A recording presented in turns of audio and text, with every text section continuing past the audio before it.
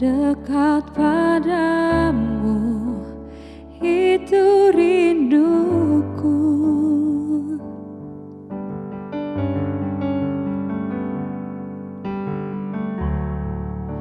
Setiap kata pun, kau pun menunggu.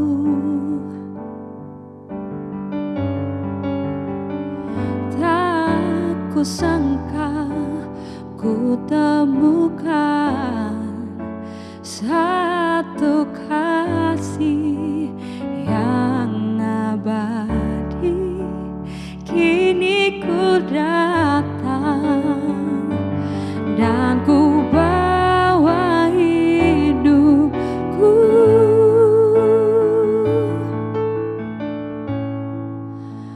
memandang wajahmu, mengikuti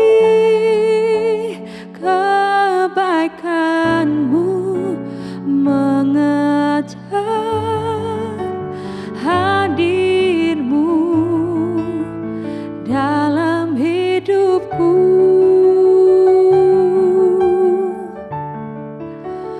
membawa sembahku, menyatakan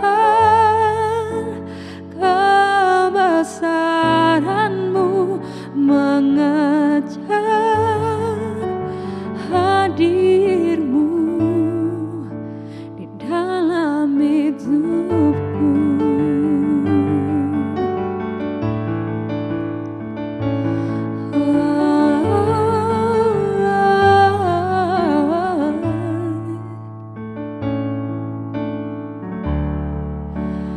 Dekat padamu, itu rinduku.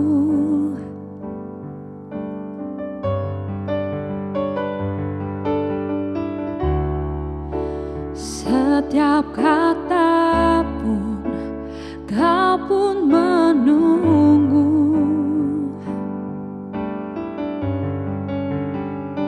Tak kusangka ku temukan satu kasih yang abadi.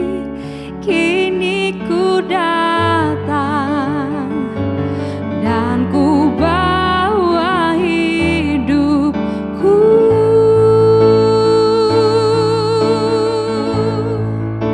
memandang wajahmu,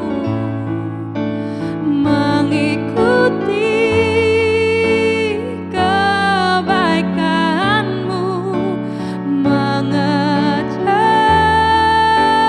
hadirmu di dalam hidupku,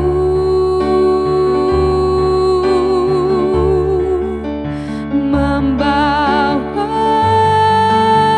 sembahku, menyatakan kebesaranmu, mengejar hadirmu di dalam hidupku.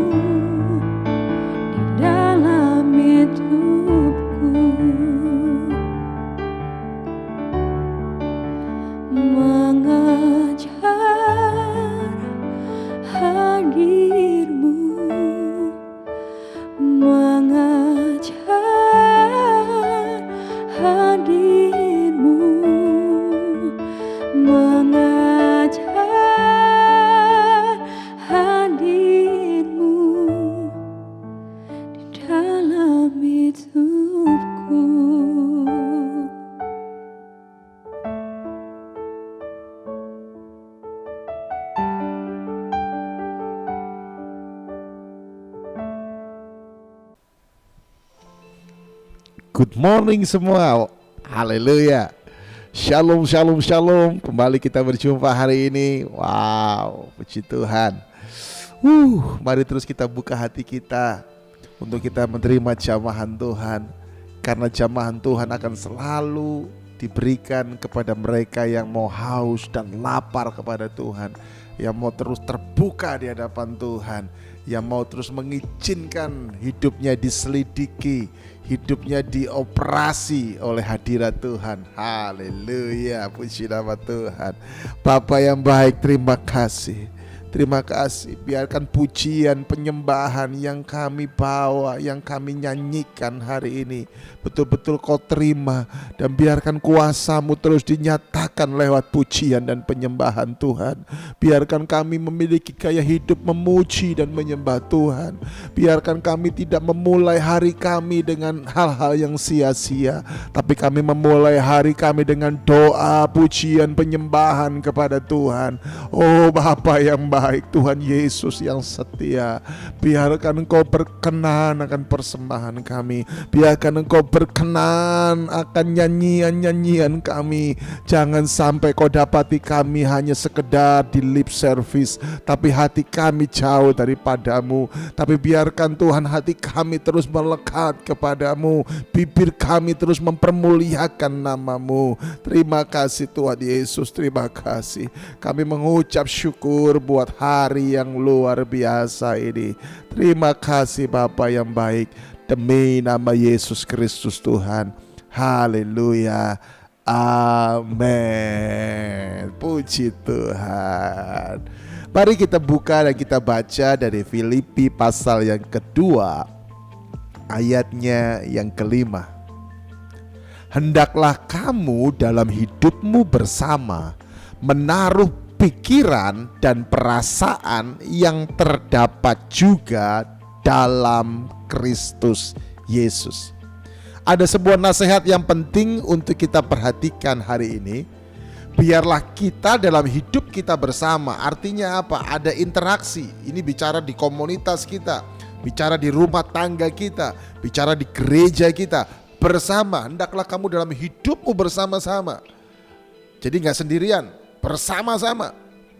Menaruh apa? Pikiran dan perasaan. Pikiran dan perasaannya Thomas harus ditaruh di dalam sebuah komunitas, dalam sebuah gereja, dalam sebuah keluarga. Enggak. Pikiran dan perasaan Kristus yang utama yang harus ditaruh di dalam keluarga, komunitas, dan juga gereja. Makanya suami-suami, engkau harus mengerti pikiran dan perasaan Kristus, bukan lagi pikiran dan perasaanmu. Gembala-gembala, engkau harus tahu pikiran dan perasaan Kristus. Jemaat Tuhan, engkau harus mengikuti pikiran dan perasaan Kristus. Itu semua ditaruh bersama-sama di dalam keluarga kita, di dalam kita berkomunitas, di dalam kita bersosial, di dalam kita bergereja. Untuk itu, pikiran dan perasaan Kristus inilah dua hal yang sangat penting yang harus kita miliki sebagai orang-orang yang percaya. Karena KTP kita Kristen, belum tentu pikiran dan perasaan kita juga Kristen. Karena KTP kita bisa Kristen, tapi pikiran dan perasaannya belum Kristen, alias pikiran dan perasaan kuasa kegelapan. Haleluya. Kalau pikiran dan perasaan kita sudah betul-betul di dalam terang, maka saya meyakini hidup kita bisa diselaraskan dengan hidupnya Kristus. Coba lihat, selama ini apakah hidup kita hanya diselaraskan dengan kedagingan kita? Apakah selama ini hidup kita hanya diselaraskan dengan kehendak kita? Apakah selama ini hidup kita hanya diselaraskan dengan ambisi kita? Apakah selama ini hidup kita hanya diselaraskan dengan kemauan diri kita sendiri? Atau hidup kita diselaraskan dengan hidupnya Kristus? Hidup kita diselaraskan dengan kehendaknya Kristus? Karena kalau hidup kita sudah diselaraskan dengan kehendaknya Kristus, pasti pikiran dan perasaan Kristus itu betul-betul menguasai diri kita. Dan kalau itu sudah terjadi, pola pikir kita akan terbuka. Kemudian kita akan mengenal, kita akan memahami kebenaran-kebenaran. Saya menyebutnya kebenaran dikaisune, kebenarannya Tuhan itu akan kita mengerti, akan kita kenali, dan juga akan kita hidupi. Dan kalau itu sudah terjadi, maka akan ada perubahan-perubahan di dalam kehidupan kita. Perubahan kepada perkara yang baik, perubahan kepada perkara yang positif, itu akan terjadi kepada hidup kita. Di saat hidup kita terus diselaraskan dengan Kristus, maka akan mudah bagi kita untuk kita bisa menerima perkara-perkara yang baru dari Kristus. Kau mau terima perkara yang baru di tahun 2023? Selaraskan hidupmu kepada Kristus. Karena engkau kalau masih belum menyelaraskan hidupmu kepada Kristus, engkau gak akan bisa menerima perkara yang baru. Kantong anggur itu akan hancur. Engkau harus punya kantong anggur yang baru, supaya anggur yang baru itu bisa kau terima, dan anggur itu tidak bocor. Haleluya. Itulah pentingnya hidup kita diselaraskan dengan Kristus. Dan waktu hidup kita terus-menerus diselaraskan dengan Kristus, maka akan mudah bagi kita juga untuk kita bisa memahami, menjalani tugas-tugas kita, tanggung jawab kita di dalam Kristus. Untuk itu saya mau mengatakan kepada setiap kita bahwa hal yang penting untuk kita mengerti di hari ini adalah apa? Biarkan pikiran Kristus membawa engkau mengerti bagaimana engkau harus berinteraksi dengan orang-orang lain. Ya, engkau akan bisa berinteraksi dengan orang lain dengan benar, dengan baik, dengan beretika kalau engkau punya pikiran Kristus. Jadi pikiran Kristus akan membawa engkau mengerti bagaimana engkau harus bertindak. Wow, keren. Haleluya. 1 Korintus 9 ayat ke-20 berkata, bagi orang Yahudi aku menjadi seperti orang Yahudi, supaya aku memenangkan orang-orang Yahudi. Bagi orang-orang yang hidup di bawah hukum Taurat, aku menjadi seperti orang-orang yang hidup di bawah hukum Taurat, sekalipun aku sendiri tidak hidup di bawah hukum Taurat, supaya aku dapat memenangkan mereka yang hidup di bawah hukum Taurat. Rasul Paulus ini luar biasa. Dia betul-betul memiliki pikiran Kristus, sehingga itu membawa dia untuk mengerti, membawa dia untuk bisa belajar bagaimana dia berinteraksi dengan orang-orang. Kita ini akan berinteraksi dengan banyak orang, dari suku yang berbeda, dari latar belakang yang berbeda, dari strata sosial yang berbeda. Kita akan bisa berinteraksi dengan mereka semua kalau kita punya pikiran Kristus. Dan interaksi kita akan menjadi berkat, interaksi kita akan mempermuliakan nama Tuhan, interaksi kita justru akan membawa banyak orang datang, dan mereka akan bertanya, ajari kami, beritahu kami bagaimana kami harus bertindak, bagaimana kami harus melangkah, bagaimana kami bisa berhasil. Haleluya. Puji nama Tuhan. Untuk itu janganlah punya pola pikir bahwa kalau kita merasa diri kita ini udah lebih unggul daripada yang lain. No, buang jauh-jauh. Pikiran Kristus akan menghasilkan fleksibel. Ya, saya menyebutnya akan menghasilkan fleksibilitas dalam diri kita, sehingga kita juga bisa membangun hubungan dengan banyak orang. Amin. Saya mau berkata, kita tidak perlu menjadi badut untuk membuat orang lain tertawa, tapi kita perlu menjadi seorang pemadam kebakaran untuk memadamkan api dengan benar. Ya. Karena untuk membuat orang tertawa kita gak perlu jadi badut. Kita kasih video lucu, kita kasih cerita lucu aja dia udah ketawa, tanpa kita harus menjadi badut, pakai baju badut, di make up badut, gak usah. Tapi untuk menjadi seorang yang bisa memadamkan api dengan benar, maka kita harus bisa mengerti cara-cara memadamkan api itu dengan benar. Pikiran Kristus akan membawa kita untuk kita bisa berinteraksi dengan orang-orang banyak. Kemudian pikiran Kristus akan membuat kita juga mau merubah atau mau berubah kalau ada yang salah dalam diri kita. Nah, ini saya mendapatkan ini nih. Jadi kalau orang punya pikiran Kristus, orang itu tahu apa yang harus berubah di dalam dirinya. Dulu sebelum saya punya pikiran Kristus, setiap kali pacar saya yang sekarang jadi istri saya itu menyampaikan sesuatu, selalu saya bantah. Pacar saya pengen saya berubah ini, selalu saya bantah. Enggak, aku enggak seperti itu kok, aku enggak seperti itu. Karena pada waktu itu saya belum punya pikiran Kristus. Tapi ketika saya sudah punya pikiran Kristus, tanpa pacar saya yang sekarang menjadi istri saya ini ngomong tentang kesalahan saya sudah bisa tahu apa yang menjadi kesalahan saya. Dan saya memutuskan untuk saya berubah. Kenapa? Ada pikiran Kristus. Pikiran Kristus akan membuat kita mau berubah ketika ada kesalahan di dalam diri kita. Firman Tuhan sudah sangat jelas berkata, janganlah kamu menjadi serupa dengan dunia ini, tetapi berubahlah oleh pembaruan budimu. Berubahlah oleh apa? Pikiranmu. Haleluya. Sehingga kamu bisa membedakan mana yang baik dan mana yang sempurna, apa yang berkenan dan apa yang sempurna. Jadi ketika pikiran Kristus ada, itu akan membantu kita. Bahkan kalau boleh saya berkata, itu akan mengoperasi diri kita. Ya, bagian sini yang masih belum beres, itu bisa dibereskan. Bagian sini yang belum beres, itu akan dibereskan. Bagian sini yang belum beres, itu akan dibereskan. Bagian sini yang belum beres, itu akan dibereskan, Bapak Ibu. Wow, keren kan pikiran Kristus?